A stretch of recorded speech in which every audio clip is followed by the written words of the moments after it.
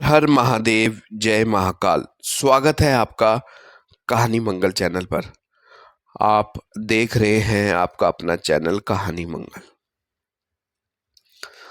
रात जब अस्पताल की सारी बत्तियां बुझ जाती हैं, जब गलियारों में सिर्फ हवा का सिसकता शोर रह जाता है, तब भी एक जगह ऐसी होती है जहां नींद नहीं आती। वो जगह है पोस्टमार्टम रूम, जहां इंसान का शरीर तो चलता है पर उसकी रूह वहीं रह जाती है। कहते हैं अगर आप किसी सरकारी अस्पताल के पोस्टमार्टम रूम के पास आधी रात के बाद गुजरे तो आपको ठंडी हवा नहीं बल्कि किसी की सांसें छूती हैं, और कभी कभी वो सांसें आपका नाम लेकर फुसफुसाती हैं। आज की कहानी एक ऐसे ही कमरे की है, एक ऐसे हॉस्पिटल की जो पोस्टमार्टम रूम, जहां एक रात एक डॉक्टर ने देखा कि जिस लाश का उसने पोस्टमार्टम किया था वो कुछ घंटों बाद उसी टेबल पर जिंदा बैठी थी। यह है एक सच्ची घटना पर आधारित डरावनी कहानी, पोस्टमार्टम रूम का रहस्य, सिर्फ कहानी मंगल पर। रात के सन्नाटे में अगर आप कभी किसी सरकारी अस्पताल के पोस्टमार्टम रूम के पास से गुजरे हो तो शायद आपने वो अजीब सी ठंडी हवा महसूस की होगी। कहते हैं कुछ आत्माएं जिनकी मौत रहस्यमय होती है, वो अपने शरीर के साथ उस कमरे में रह जाती हैं जहां आज कहानी मंगल में हम लेकर आए हैं एक ऐसी सच्ची कहानी, पोस्टमार्टम रूम का रहस्य, जो घटित हुई थी एक शहर में, और जहां एक रात एक डॉक्टर ने देखा कि जिस लाश का पोस्टमार्टम उसने किया था वो कुछ घंटों बाद उसी कमरे में जिंदा बैठी थी। डॉक्टर अविनाश सिंह पिछले 5 सालों से उस हॉस्पिटल में फॉरेंसिक डिपार्टमेंट में काम कर रहे थे। उन्हें रात की ड्यूटी से भी कभी डर नहीं लगता था, क्योंकि वो हमेशा तर्क में विश्वास रखते थे, अंधविश्वास में नहीं। लेकिन एक रात 14 अक्टूबर 2018 की उन्होंने वो देखा जो उनके पूरे करियर को हमेशा के लिए बदल गया। उस दिन शाम को पुलिस एक अज्ञात शव लेकर आई थी, एक अधेड़ उम्र का आदमी जिसकी मौत एक्सीडेंट में बताई गई थी, लेकिन शरीर पर जख्म कुछ अजीब थे, जैसे किसी ने उसे घसीटा हो, काटा हो और फिर सड़क पर फेंक दिया हो। नाम था रघुनंदन। कोई रिश्तेदार नहीं आया, इसलिए उसी रात पोस्टमार्टम करने का आदेश मिला। अविनाश ने अपनी टीम के साथ पोस्टमार्टम शुरू किया। कमरे की ठंडक में सिर्फ औजारों की खनक सुनाई दे रही थी।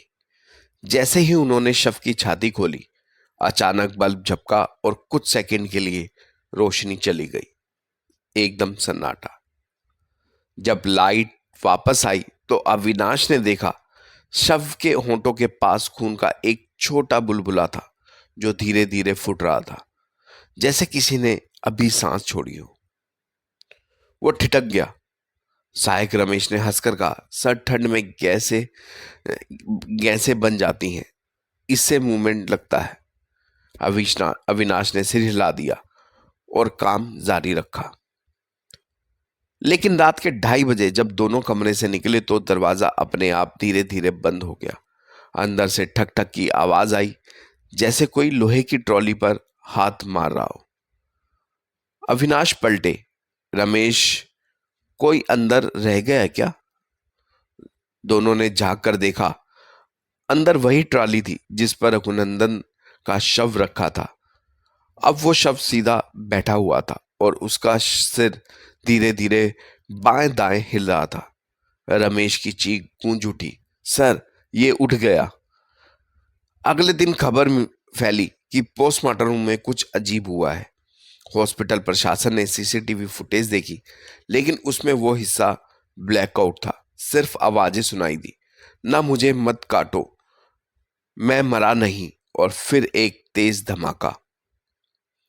डॉक्टर अविनाश को ये मामला परेशान करने लगा।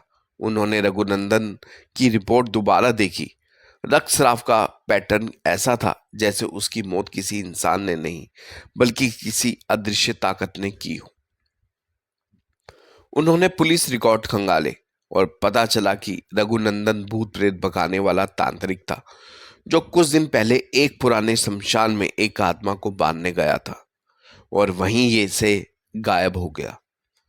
2 दिन बाद अविनाश ने तय किया कि वो रात में फिर उसी कमरे में जाएंगे। रमेश ने मना किया, सर वो कमरा अब बंद कर दिया गया है। कल सफाई वाला बेहोश मिला। उसने कहा कि किसी ने उसके कान में फुसफुसाया है। मेरा बदला अभी पूरा नहीं हुआ। फिर भी अविनाश गए। रात के 12 बज रहे थे। कमरा ठंडा और सिलन भरा था। दीवारों पर खून के निशान अब भी मौजूद थे। उन्होंने रिकॉर्डिंग चालू की। अगर कोई है यहां तो सामने आओ, उन्होंने कहा।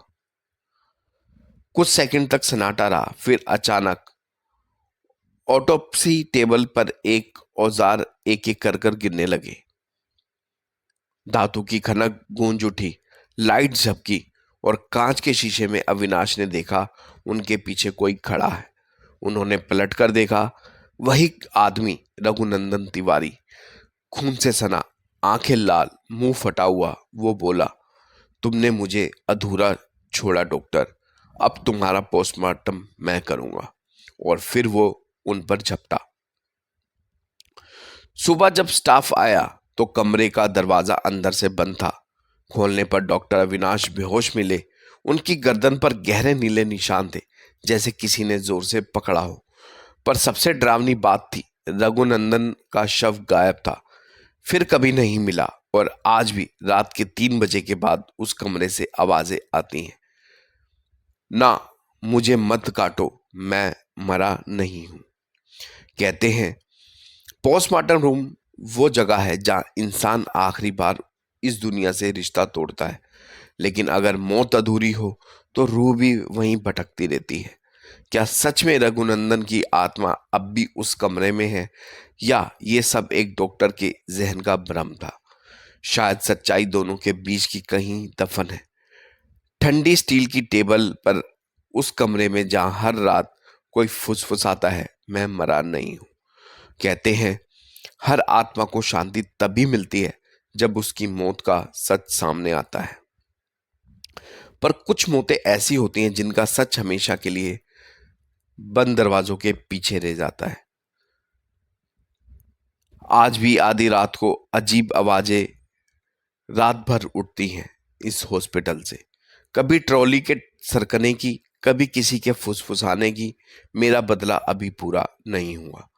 कई बार नाइट शिफ्ट ने बताया, जो नाइट शिफ्ट में जो भी स्टाफ रहता है, उन्होंने बताया कि वहां रखे औजार अपने आप गिरते हैं और शीशे पर किसी की उंगलियों के निशान बनते हैं।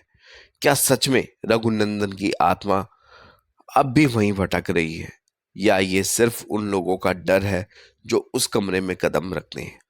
शायद सच्चाई उसी ठंडी स्टील की टेबल पर कहीं दफन है, जहां हर रात कोई आता है और कहता है मैं मरा नहीं हूं।